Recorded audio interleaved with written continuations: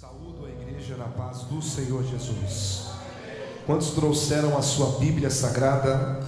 Por gentileza, abra sua Bíblia no primeiro livro do profeta Samuel, capítulo de número 1. Primeiro livro do profeta Samuel, capítulo de número 1. Nós vamos ler aqui o verso de número 9 e o verso de número 11. Quero louvar a Deus, amados, por essa rica oportunidade. Louvar a Deus pela vida do nosso pastor, muito bem representado aqui pelo evangelista Wilson. Gratidão, muito feliz de poder servir a Deus, a minha igreja, poder pregar a palavra para vocês nesta noite. Eu sei que cada um de vocês possivelmente veio de uma rotina cansativa e muitas vezes estão aqui porque sentem um desejo de tocar o mestre diferente. Então, eu quero ser muito fiel a uma palavra de Deus para o seu coração, para que você saia daqui alimentado e alimentada. Você não saiu da sua casa para vir aqui cumprir tabela de culto, você veio aqui porque Deus tem uma palavra para o seu coração. Você crê nisso? Então vamos ler a Bíblia. Primeiro livro do profeta Samuel, capítulo de número 1, verso de número 9, diz: Então Ana se levantou, depois que comeram e beberam em Siló, e Eli, o sacerdote, estava assentado numa cadeira, junto ao pilar do templo do Senhor. Verso de número 11: E votou um voto dizendo: Senhor dos exércitos, se benignamente atentares para a aflição da tua serva, e de mim te lembrares, e da tua serva não te esqueceres, mas a tua serva deres um filho varão. O final do verso 11 é muito importante: Ao Senhor o darei por todos os dias da sua vida, e sobre a sua cabeça não passará navalha. Antes de entrarmos aqui na mensagem, queria que você interagisse com o irmão do seu lado e dissesse assim para ele: diga, Deus está sondando. Diga, Deus está sondando. Motiva aí, irmão, um pouquinho melhor, vamos lá. Diga, Deus está sondando. Diga a sua motivação hoje aqui. Agora pergunta para ele e para ela: qual a sua motivação hoje aqui? Pergunta mesmo aí, o que você veio fazer hoje aqui? Qual é a motivação do seu coração? É isso que Deus vai falar conosco aqui, a motivação das nossas atitudes, a motivação das nossas orações, a motivação do porquê nós fazemos determinadas coisas. Queridos, antes mesmo de Israel haver ou houver uma coroa, havia uma direção de Deus. Ainda antes que em Israel houvesse um cedro e uma cadeira real, havia um Deus no céu a qual comandava, administrava e guiava o seu povo. O primeiro livro do profeta Samuel relata justamente um período de transição muito importante para o povo de Israel. Diga-se de passagem, Israel vivia abaixo de um governo chamado teocracia, que é quando não há um homem governando, mas há um Deus governando a nação. O primeiro livro do profeta Samuel, há uma transição. Eles estão transicionando de um governo teocrático para a monarquia de Israel. Monarquia, os reis, Saul, Davi, Salomão. A pedido do povo, eles querem e necessitam que um rei se assente sobre a cadeira. Todavia, se nós formos ler a Bíblia, nós vamos ver que Deus sempre guiou o seu povo de maneira extraordinária através dos homens. Deus, por exemplo, usou Moisés para guiar o seu povo. Deus usou Josué para guiar o seu povo. Deus também usou os juízes. E nesta feita, agora, o povo está pedindo que haja uma transição. Querem parar de depender única e exclusivamente de Deus e querem um rei assentado sobre um trono.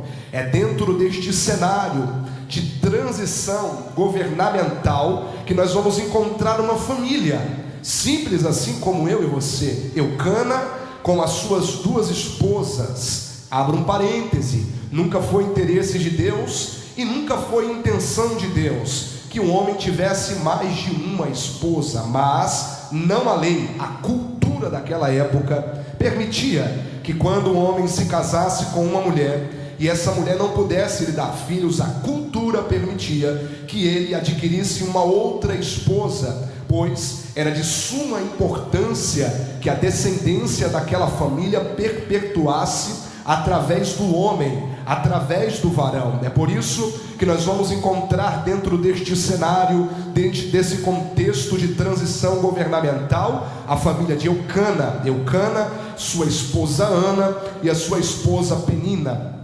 Quando uma mulher não podia gerar, o homem pegava para si uma outra esposa. Então, acredito que a primeira esposa de Eucana possivelmente era Ana. Casou-se com Ana e por ela não poder gerar, ele adquiriu Penina como esposa também, para que a mesma pudesse dar longanimidade à sua descendência. Na época de Eucana, por exemplo, existia um local que centralizava todas as coisas. O nome desse local chama-se Siló. Em Siló era o centro de todas as coisas, era o centro político, econômico e também religioso de Israel, localizada na região central de Efraim.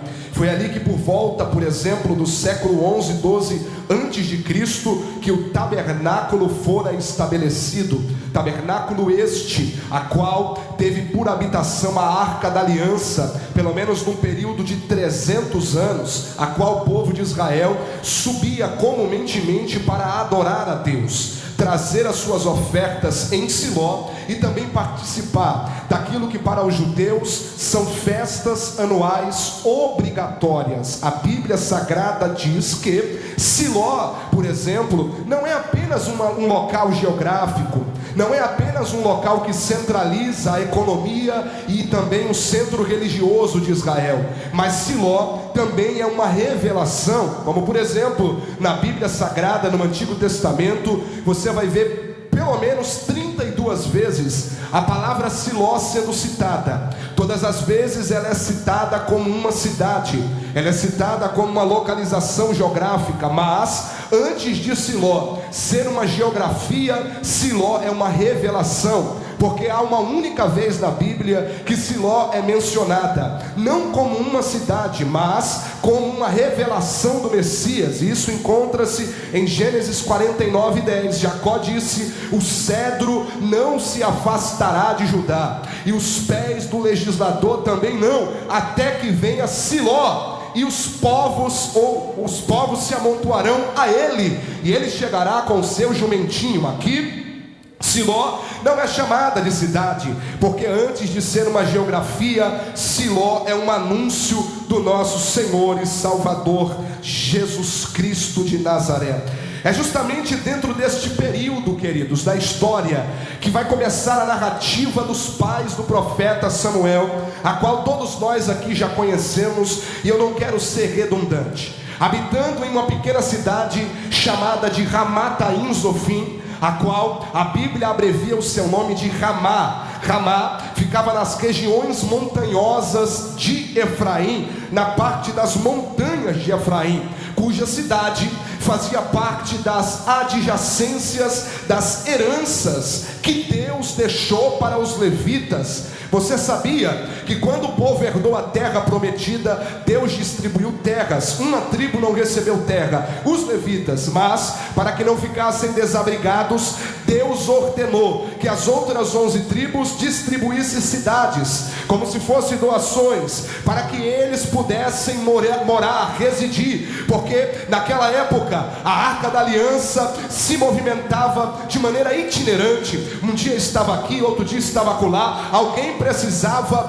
trazer a Arca da Aliança, alguém precisava governar, administrar os utensílios sagrados, e por esta feita eram os levitas quem fazia isso. Como eles não tinham lugar para morar, o próprio Deus ordenou que as outras 11 tribos dessem cidades para que eles morassem. Josué 21:41, 48 cidades foram doadas para os levitas. Eucana era levita. Essas 48 cidades foram doadas a fim de que eles pudessem morar e servir, morar e servir, morar e servir a Deus. Ramataim Zofim, que ficava nas regiões montanhosas de Efraim, era mais uma das cidades. É importante ressaltar isso aqui, porque Eucana, se for ver por sua descendência, ele é um levita, ele é alguém descendente da tribo de Levi. A tribo de Levi foi a tribo que por Deus foi separada para trabalhar única e exclusivamente dentro do templo do Senhor. Os levitas estão acostumados com o altar, os levitas estão acostumados com a arca da aliança, os levitas estão acostumados com as cortinas do templo. E agora, dentro deste contexto, nós temos um levita morando dentro de Efraim. Tem problema ele morar lá? Na minha opinião, não tem problema nenhum. Ele pode morar dentro de Efraim e não há problema. O problema que pode haver é ele ser confundido com o efraimita. Diga-se de passagem que a sua descendência é levita. Todas as vezes que eu vejo os efraimitas na Bíblia, eu vejo um comportamento que não agrada o coração de Deus. O primeiro comportamento que eu vejo foi com o próprio Gideão. Quando Gideão foi batalhar com os midianitas, a Bíblia diz que os efraimitas ameaçaram ele, dizendo: você não nos chamou para a guerra, Gideão, e por não ter nos chamado, nós viemos aqui te cobrar, nós viemos aqui te constranger, te coagir, porque nós queríamos ter aliança contigo. A segunda vez que eu vejo na Bíblia os efraimitas oprimindo outro alguém foi Jefté. Jefté estava batalhando contra os amonitas. Quem é que aparece? Os efraimitas de novo. Só que agora eles não apenas ameaçam, está na Bíblia, eles além de ameaçar, eles dizem para Jefté: por você não ter nos chamado para ir para a guerra, não ter feito aliança, não ter feito amizade comigo, nós queimaremos a sua casa. Olha que terrível. Eles têm esse comportamento que não agrada a Deus. Quem conhece de contexto de guerra na Bíblia sabe que quando uma nação vencia uma batalha, ela não apenas vencia a batalha, ela não apenas vencia e ganhava a credibilidade do outro rei, mas também ganhava os despojos. O que são os despojos? Os despojos é tudo que é valioso. Era tão mais ou menos assim: quando um rei vencia o outro, além de ganhar a credibilidade, além de subjugar e humilhar a outra nação, ele levava da outra nação o ouro, a prata, o trigo, o feno.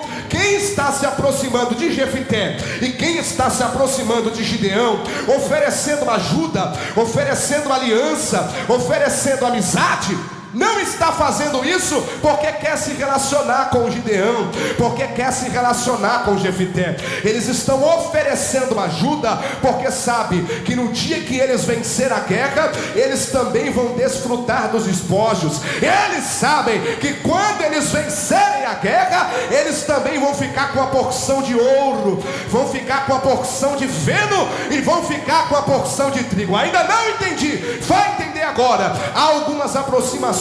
Entenda que não é porque você é bacana, não são legítimas. Há algumas alianças, algumas propostas de ajuda que são entregues na minha e na sua vida, são oferecidas para mim e para você.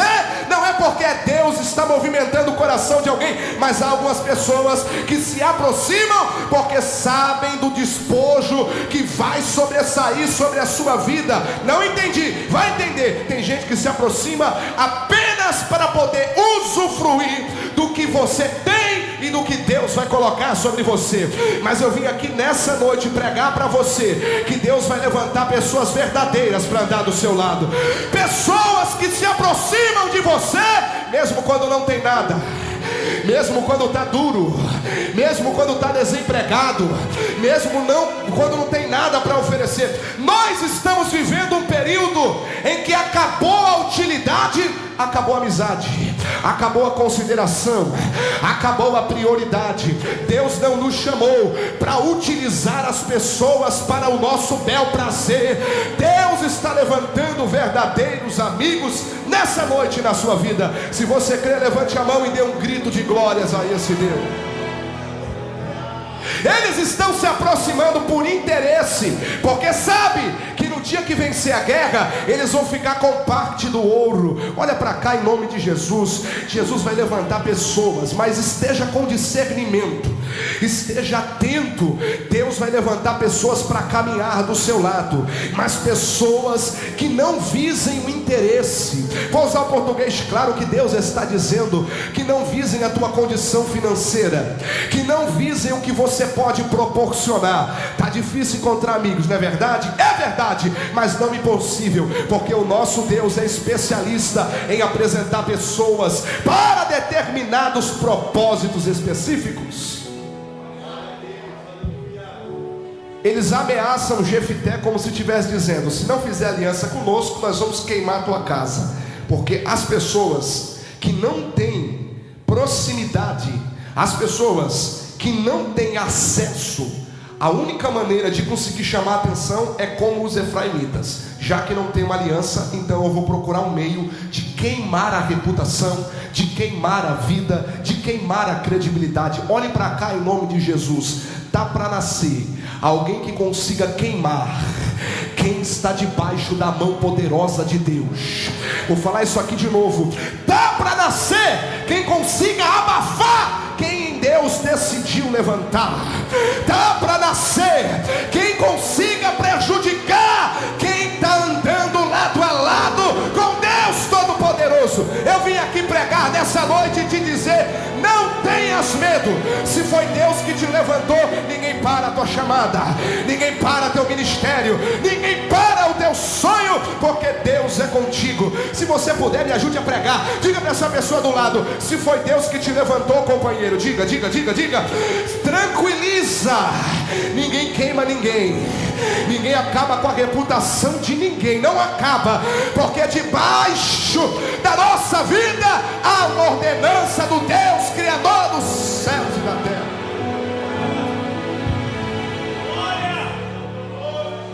Aleluia. Nós estamos vivendo em um tempo em que as pessoas pensam que têm o poder. As pessoas pensam que tem o poder da nossa reputação. Olha para cá, eu aprendi isso aqui. Aprendi quando pequeno, e eu levo como princípio: quando alguém se opõe a um homem que está posicionado diante de um Deus Todo-Poderoso, ele não está se opondo ao homem, ele está se opondo ao Deus da chamada, ele está se opondo ao Deus da obra, ele está se opondo ao próprio Deus que levantou aquela pessoa. Não entendi? Vai entender. Deus vai levantar pessoas verdadeiras para caminhar do seu lado. O problema não é morar em Efraim. O problema é alguém olhar para você e te comparar com eles. O problema não é morar, o problema não é trabalhar, o problema não é conviver. O problema é você ser confundido. O problema é você perder a identidade. O problema é você chegar num ambiente e as pessoas nem saber quem você é. E eu não estou falando de currículo, eu estou falando de servo de Deus. Parece que essas coisas saíram, parece que essas coisas passaram, parece que essas coisas foram ultrapassadas. Antigamente, quando um crente chegava em uma roda, alguém olhava e dizia assim: muda o assunto porque o crente chegou. Eu não estou generalizando, há pessoas assim, mas hoje em dia as pessoas chegam na roda, interagem, fazem piadas imorais, entra no meio dos efraimitas, come com eles, se veste como eles, come, se veste, anda, vai nos lugares que eles vão. E Deus está dizendo: você não é efraimita, você é levita, você é diferente, você é separado pela mão de Deus. Só quem é separado, levante a mão e dê o maior grito de glória que você puder.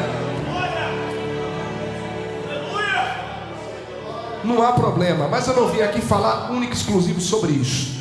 Verso de número 6. Se você tiver com a sua Bíblia aberta, melhor ainda. Verso de número 6. Vamos para a história da Bíblia. Quem aqui conhece a história de Ana e Penina? Todo mundo conhece, né? Penina humilhava Ana porque Ana não tinha filhos. Penina humilhava Ana porque Ana não tinha filhos. Todos aqui conhecem essa história. Eucana fala para Ana: Ana, o que vale para você, 10 filhos ou eu? Todo mundo sabe isso aqui. Só que há uma observação no verso de número 6 que eu queria fazer com você.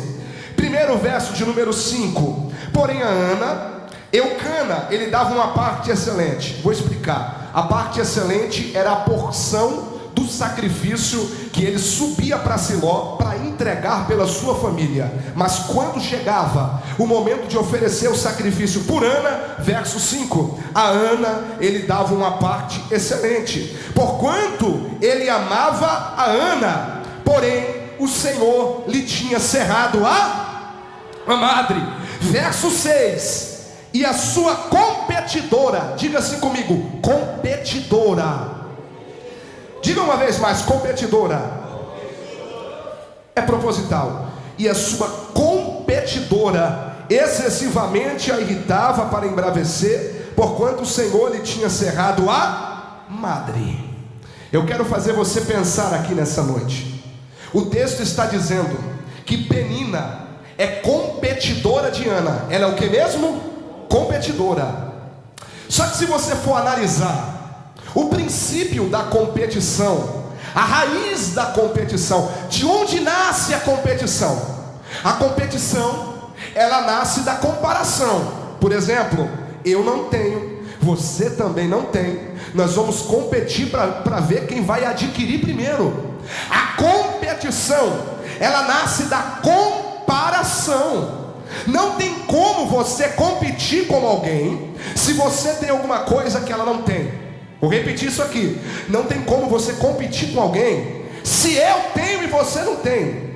Essa balança já está desigual. Porém o texto está dizendo que Penina tinha filho, Ana não tinha filho, mas mesmo assim ela é uma competidora. E nós precisamos entender onde está a raiz da competição aqui. Porque se Penina tem filho e Ana não tem filho, não tem como haver uma competição. A palavra competição no original é tissará, que vem da raiz tissar, que significa adversário, inimigo, opressor. Tissará significa importunadora, ou seja, ela é uma competidora, ela é uma importunadora, ela é uma adversária, ela é uma inimiga, ela é uma opressora de Ana. Mas pense comigo, por que ela está fazendo isso com Ana, se ela tem filho e Ana não tem? Não tem como competir, você concorda comigo? Não tem como competir. Mas a competição aqui não é sobre filho. Vou repetir, a competição aqui não é sobre quem tem filho e quem não tem, porque o texto já deixa explícito que Penina tinha filho e Ana não tinha filho. E se a competição não é sobre quem tem filho e quem não tem filho, qual é o cerne da competição? Está justamente no verso de número 5, quando o texto diz que quando Eucana subia para Siló para entregar o sacrifício pelas suas esposas, ele entregava uma parte excelente para Ana. Por quê? Porquanto ele amava Ana. A competição aqui não é quem tem mais filho, a competição aqui é ver quem é mais amada. Eu vou falar de novo.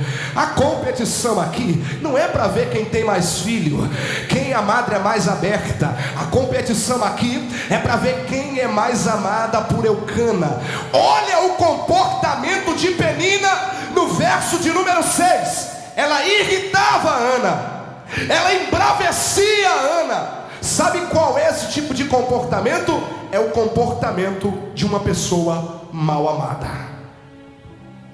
Quem é mal amado, quem não se sente amado o suficiente, vai sentir prazer em embravecer o próximo, vai sentir prazer em irritar o próximo, vai sentir prazer em prejudicar os companheiros, vai sentir prazer em puxar tapete de pessoas da igreja, vai sentir prazer em tentar acabar com a reputação do outro, vai sentir prazer em fazer fofoca, vai sentir prazer em fazer divisões, facções na igreja. E antes que alguém diga, se a competição não é essa, qual é a competição? A competição é que ela tinha esse comportamento porque o texto diz, Eucana amava a Ana. Olha para alguém do lado e diga, não seja Penina, diga, não seja Penina. Comportamento de pessoa mal amada. Olha para cá, quem se sente amado não prejudica o próximo, quem se sente amado ajuda, quem se sente amado estende a mão, quem se sente amado é hospitaleiro, quem se sente amado é filantrópico, quem se sente amado ora pela vida do outro. Aí alguém olha e diz, meu Deus, mas está na igreja igreja e está fazendo isso, está fazendo aquilo. Não é problema de amor, irmão, não está se sentindo amado, não. Quem é amado é feliz, quem é amado extravasa, quem é amado agradece e reclama menos. Eu estou pregando para os amados nessa noite aqui. A competição não é quem tem mais filho, a competição é para ver quem é mais amado. E Deus está dizendo para mim e para você aqui: qual é o seu comportamento? É o comportamento de alguém que é amado, ou é o comportamento de alguém que é mal amado? Pergunta para o irmão do lado. Eu não vou provocar muito, mas pergunta. Fala assim: você conhece alguém mal amado? Pergunta: conhece? Pergunta aí: você conhece alguém mal amado no seu trabalho? Você conhece alguém mal amado lá na tua família? Você já observou o comportamento dessa pessoa? É o comportamento de Penina. Ela vai irritar mesmo, ela vai dar problema mesmo, ela vai realmente ser alguém que vai ser uma pedra de tropeço, vai perturbar mesmo. Mas quem se sente amado está dizendo: eu posso ter a madre cerrada, já encontrei o caminho, não vou perturbar ninguém. Eu vou orar ao Deus Todo-Poderoso, Criador dos céus e da terra. No verso de número 6, a palavra competição não traz uma conotação de quem tem mais filho e quem tem menos filho, mas é quem chama mais a atenção de Eucana. Por isso que Eucana disse para Ana: por que você está triste? Porque você não pode gerar? Porventura eu não sou melhor do que 10 filhos? Enquanto tem gente, meu Deus, que faz de tudo para ter a atenção de Eucana, que atrasa outra pessoa, prejudica outra pessoa para ter a atenção de Eucana, enquanto tem gente que perde a dignidade, trai o irmão do lado, trai a sua liderança para ter o amor de Eucana. Deus já colocou no coração de Eucana quem ele deve amar. Enquanto Penina faz de tudo para chamar atenção, Ana está com a madre cerrada, mas o texto está dizendo: ele amava mais a Ana, porque não é sobre o que eu consigo proporcionar, mas é sobre a minha lealdade àquele que me ama. Deus te trouxe aqui para lhe dizer: você pode ter a madre cerrada, continue leal. Você pode não estar produzindo agora, continue leal. Você pode não estar fazendo agora, continue leal. Enquanto tem gente que faz de tudo para chamar a atenção de Eucana, Deus te escolheu, você é selecionado. Adore ao nome desse Deus Todo-Poderoso. Vai ficar na sua mão. Fala para o irmão: seja amado nessa noite, viu? Oh, glória, seja amado. Eu sou amado. Quem é amado aqui? Quem é amado de verdade? Ah, mas o meu marido não me ama. Não tem problema, o amor de Deus ultrapassa. Mas a minha família não me ama, mas o amor de Deus ultrapassa. Seja cheio da plenitude desse amor nessa noite. Seja preenchido desse amor nessa noite. Competição no verso de número 6. Vou encaminhando para o final. Verso de número 7. E assim fazia de ano em ano, quando subia à casa do Senhor. Assim a outra a irritava. Olha o comportamento de pessoa mal amada: irritava, pelo que chorava e não comia, pelo que Ana chorava e não comia. Se você for observar o texto, você vai ver o comportamento de Penina, que é embravecer, que é tentar prejudicar, que é ser sarcástica, que é tentar irritar. E você vai ver o comportamento de Ana.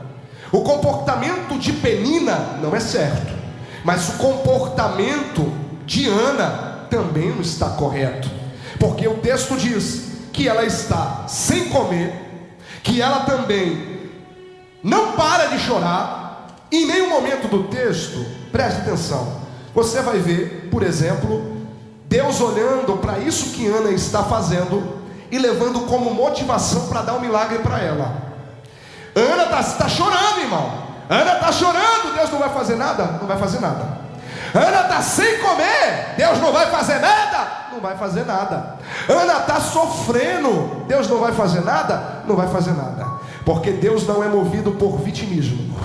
Deus é movido por motivação. Por exemplo, no verso de número 9, no início, o texto diz: então Ana se levantou. Aí Deus disse: agora sim, agora eu dou milagre para ela. Olha para cá. Enquanto nós estivermos envoltos em um vitimismo, a fim de tentar emocionar Deus, a fim de tentar convencer Deus de que o meu sofrimento é digno da sua intervenção. Deus não vai fazer nada. Deus está dizendo para você: não se vitimize. Mas eu estou sem comer, coma hoje. Mas eu estou chorando, pare de chorar hoje e levante, porque Deus só dá vitória para quem decide se levantar e crer que Ele traz o milagre sobre você. O vitimismo não dá vitória para ninguém, irmão. Você se fazer de coitado não vai te dar vitória. Você ficar sem comer, Deus está falando aqui, você ficar chorando pelos cantos não vai te dar vitória. Enquanto você vier para a igreja e ficar chorando, tem problema chorar? Não, irmão, chore. Mas tem gente que parece que não sai do ciclo. Entra o ano chorando, passa metade do ano chorando, chega no fim do ano, você pergunta: e aí, irmão? Ele diz: eita, estou na prova. Deus está dizendo para você: saia desse ciclo hoje e se levante que a vitória vem, se levante que a madre abre, se levante que Deus faz o sobrenatural. Levante a mão e adore ao nome desse Deus Todo-Poderoso. Enquanto ela chora, Deus não faz nada. Enquanto ela fica sem comer, Deus não faz nada. Dobre a atenção agora, que eu finalizo a mensagem.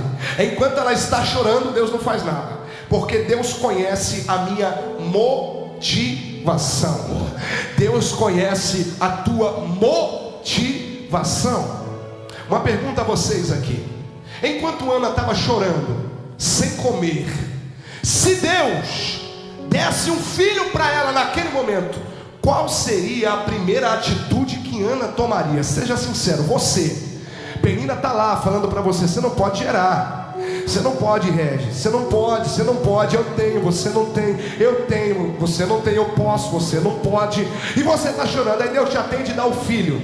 Qual seria a primeira coisa que Ana faria? Eu vou lhe dizer, você não quer dizer, mas eu vou dizer. Ela ia pegar o menino no outro dia que nasceu, ia chegar para a Penina e dizer: ó, tá vendo aqui meu filho, ó? Agora eu também tenho, agora eu também posso gerar, agora eu também tenho uma herança. É por isso que enquanto ela está chorando, Deus não dá filho para ela. É por isso que enquanto ela está sofrendo, Deus não dá filho para ela, porque naquele exato momento a motivação dela está errada. Se ela recebesse o milagre, ela ia tentar se provar para Penina. Mas quando chega no verso de número 11, quando ela faz o voto, ela muda a motivação. Ela diz: Senhor, se me deres um filho varão, ao Senhor eu o darei por todos os dias da sua vida. O que é isso? Mudança de motivação. Enquanto você orar com palavras catedráticas e difíceis, com a motivação errada, não vai acontecer nada. Enquanto você orar chorando e sofrendo com a motivação errada, Deus não vai fazer nada. Mas no dia que você fazer como Ana: Senhor, eu quero, mas é para quê? Ao Senhor. Então recebe o milagre, recebe a vitória, recebe a providência. Se Deus deu filho para Ana no período de sofrimento, ela ia tentar se provar. E olha para cá, Deus nunca vai te dar nada para você tentar se provar para alguém. Vou falar isso aqui porque isso aqui é a boca de Deus falando. Deus nunca vai te dar nada para você se provar para outra pessoa.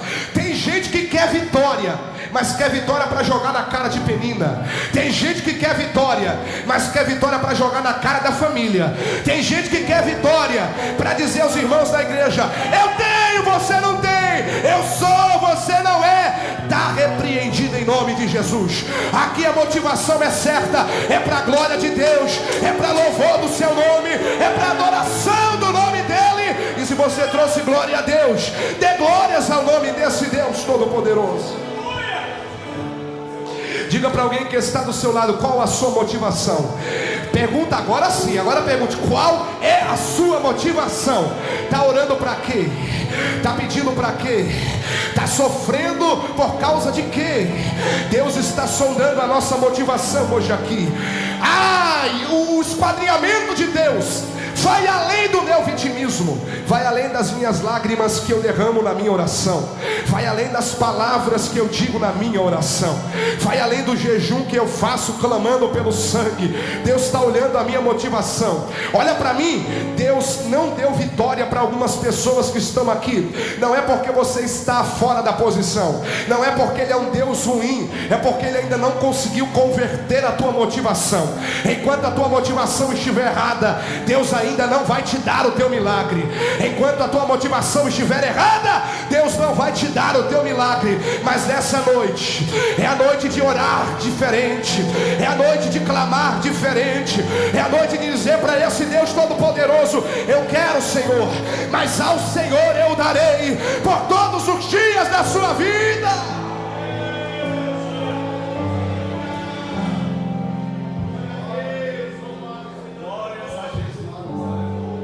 Percebe como vai muito além de um evangelho raso?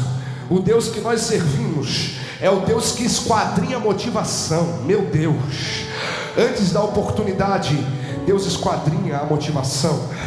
Antes da unção, Deus esquadrinha a motivação. Antes do louvor ser cantado, Deus esquadrinha a motivação. Antes da água que é servida, Deus esquadrinha a motivação. E tem momentos que a gente fala para Deus: eu estou no teu templo como Ana, eu estou trazendo oferta, eu estou clamando, eu estou chorando, eu estou sem comer e não recebo nada. E Deus está dizendo: porque a tua motivação está errada. Em nome de Jesus, muda hoje, muda o repertório da oração hoje. Quer saber de uma coisa? Ora diferente. Senhor, eu quero aquela porta. Para quê, Senhor? Para a tua glória. Senhor, eu quero milagre. Para quê, Senhor? Para a tua glória. Quando a tua motivação mudar, levante a mão direita.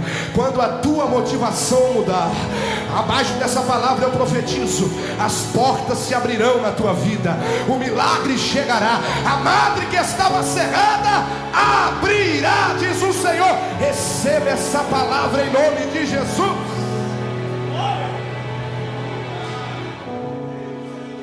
Mas tem momentos que a nossa humanidade quer falar muito alto, e a gente quer determinada coisa, não é porque é para a glória de Deus, e a gente usa o termo, né? É para a glória de Deus, irmão. Eu quero para a glória de Deus. Não, eu não sou vaidoso, não, é para a glória. E Deus está olhando lá em cima e está dizendo assim: Jonathan, eu conheço a tua motivação, eu conheço você. Quantos estão entendendo a palavra de Deus aqui? Isso aqui é para todas as áreas da sua vida. A tua oração vai mudar hoje. Antes de você falar qualquer palavra, perceba a tua motivação. Se a motivação estiver errada, nem fale nada, Deus já sabe. Você não vai impressionar Deus. A palavra de Deus nessa noite para mim e para você aqui é: o que importa é a tua motivação. Coloque-se de pé, por gentileza. Eu quero orar por você. Coloque sobre os seus pés, por favor. Quero orar pela sua vida. E nesse momento de oração, nesse momento, enquanto o louvor prepara para cantar aqui ao Senhor Jesus, assim que eu terminar de orar, vocês podem louvar ao Senhor. Eu queria que aí, no seu lugar mesmo onde você está, você fizesse uma mudança aí. Você fizesse uma mudança na sua motivação. Eu queria te dar esses 2 minutos que tenho para você orar aí de maneira diferente, você usar palavras diferentes, você mudar a sua motivação, porque pode ser hoje, através de uma única oração. Olha para cá, Penina e Ana e Eucana serviam há anos no templo. Eles não só subiram no capítulo 1 não, foi vários e vários anos servindo e não tendo filhos, mas por causa de uma oração, com a motivação certa, o cenário mudou, o milagre aconteceu. Então pode ser hoje, não espera para domingo não, porque o mesmo Deus do domingo é o Deus da quinta-feira. Não espera a igreja estar cheia não, para você usar suas palavras, não. Deus está dizendo: uma oração que você faz hoje aqui com a motivação correta, pode mudar a direção da tua vida hoje, pode mudar a direção do teu ministério hoje, pode trazer a cura que você precisa hoje. Há uma unção de Deus sobre nós aqui nesta igreja. Eu quero te convidar a fechar os seus olhos onde você está agora. Curve a sua cabeça e faça essa oração agora. Eu quero ouvir você orar. Ore onde você está. Mude a sua oração agora. Mude a sua motivação agora. Diga ao Senhor: eu cansei de usar as mesmas palavras. Eu cansei de usar as mesmas motivações. O Deus que sonda, o Deus que esquadrinha está presente aqui. É o Deus que vê as minhas palavras e a intenção do meu coração, ainda antes de eu falar qualquer coisa. Senhor Jesus, eu oro pela tua igreja, eu oro pelos meus pastores, eu oro por esta obra, eu oro pela minha vida. Nos permita, Senhor, estar envoltos na motivação que glorifique o teu nome. Nos permita, Senhor, estar envoltos na motivação que glorifique o teu santo nome. Nos ajuda a orar, Espírito Santo. Nos ajuda a usar as palavras corretas. Converte o nosso coração. Tira o orgulho do nosso coração, a vaidade do nosso coração, e nos traz a humildade de Cristo Jesus. Que a partir de hoje, esta igreja, os irmãos que estão presentes, os irmãos que estão ouvindo através da live, sejam alcançados por essa palavra, e que as motivações mudem, que os milagres aconteçam, que as madres sejam abertas e que o teu nome seja glorificado, Senhor.